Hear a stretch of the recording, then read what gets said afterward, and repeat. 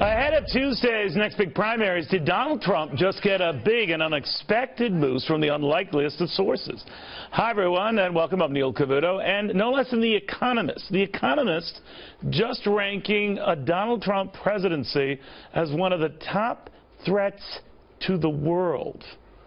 Jerry Willis says the Republican frontrunner owes the magazine a world of thanks. Also joining us, Charles Payne, Charlie Gasparino, along with Ben Stein and Adam Lashinsky. Dagan McDowell, as you just saw, sub-hosting on Bulls and Bears. So, Jerry, what do you make of this? Well, look, you know, the people who love Donald will love Donald even more because this magazine says that Trump is a threat to the universe, and they think that's funny. But I have to tell you, it's not like our president can say, oh, I've done such a great job with free trade. The Economist loves him, by the way. Well, see, there you go. Yeah. So they don't like Republicans. I think they don't just like any Republican. We have the highest level, the highest trade debt deficit in 7 years. They're not doing a good job. Yeah. Snooty is the word, right? Well, I mean, listen, I can't imagine how many of, that The Economist is on the top of the reading list of the typical Trump supporter. Stein reads it. What do you mean by that? What do you mean by that? I'm not going to say what I mean by that, but I will. I'm very curious to know what you're implying with that You want all the hate mail to come to me today. I just know what you're getting at there. But I will say this, having an elitist British magazine, which that's what they are. Lefty. That's marginally left. It's not a total left. By the way, they're not the only ones. No. There's Spiegel, Le Monde, all of these. They all editorialize and rant and rave. I mean, those are real. Exactly. Well, they all rip Donald Trump. Yeah, but have elitist magazines say Donald's a bad guy on trade, where a lot of his trade stuff, I criticize him a lot, makes sense. I mean, we cut lousy deals with the Chinese. By the way, talk to an average businessman who wants to do business in China, almost impossible. But I think this helps him. The elites hate him. If TV Guide bashes him, I'm out of here. Charles, what do you think? Well, to your point, The Economist, when it's a story on America that's bad, they have a picture of Uncle Sam, a caricature of Uncle Sam. When it's the rare story in America and it's good, they have a picture of Barack Obama. That's all you need to know when you talk about The Economist. That's good. That's all you need to know. True. Yeah. That's very good. So, listen, they have a couple things, a trade thing, if it was a massive trade war. But they talk about him wanting to use 30,000 troops against ISIS. I'd like the Powell Doctrine. If it takes 50,000 to once and for all annihilate them, I have no problem with it. So, again, this helps him. It doesn't hurt him. You read the article, and there's only a couple of things that you say, but there's no way in the world he's a top 10 threat to the world. Their articles are very, very long, with tiny. And they reprint them over and over again. There's one in the beginning, then the same article in the middle, one at the end. 2-point, aerial type. You can't read them on the exercise bike. I need to get like a magnifying glass. Oh, this is why you hate him. All right, so next time looking at that, again, The Economist is just the latest, but if I'm Donald Trump, I'm running with that in campaign commercials, or am I not? Absolutely. Look, you could take all the voters in America who read The Economist and pay any attention to them, put them in your ear. It's absolutely nothing except that it shows that an elite core of impudent snobs, an effete core of impudent snobs, as the great Spiro Agnew used to call them, is trying to beat up on Trump. By the way, Trump's trade policies are terrible. They are a real mess. They're a really seriously bad idea. But the idea that we need to be lectured to by The Economist, that's insane. I mean, we don't need to be lectured to by them. We're the economy is doing the best of all the large industrial countries. We don't need to be lectured by a bunch of snobby guys. All right, now to be fair, we're kidding here and all, but Adam, one of the things they say is that he could bring on global trade tensions and trade wars and tit for tats that get out of control. He will. Well, that's what they're saying. So we can shoot the messenger, but Adam, what do you make of that message that they're sending?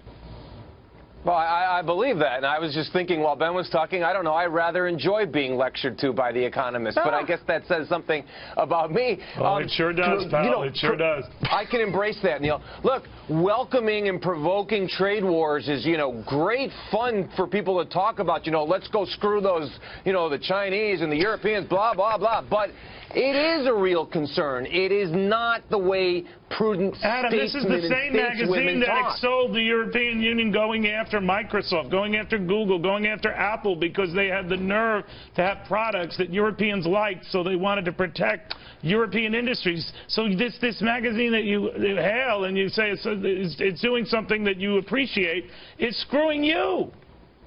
Oh, I mean, by the way, our government went after Microsoft. Our government hassles Google. I mean, antitrust is a complicated thing. I wasn't expecting that response. All right, good to you. Go ahead. We can talk about, but I mean, this is not a trivial subject, Neil. To just cavalierly say we're going to start a trade war. All kidding aside, the hypocrisy inherent in that attack, right? Of course you do. No, you do. You're just not all the things to worry about Trump about. I mean, I just don't think the end of the world is, a global trade war, because I don't think we're going to go there. I mean, there's other things. Well, agree with that. I think there's many other things. But they say, Jerry, he's going to be a loose cannon. I mean, right? I think given all the hot air that Trump spews out, I think we should worry about. No, we should be worried about global warming. This is a hot button issue. Global warming. My Lord, have mercy, global warming. But no, what they're saying, though, they're not the first publication to say that he is going to ignite some bad things. Well, look, I think that trade is a big issue with Americans and the people who have lost jobs or received lower pay. It's not an issue that doesn't matter. It does matter. Is Trump really saying what he thinks? I doubt it. What do you think, Charles?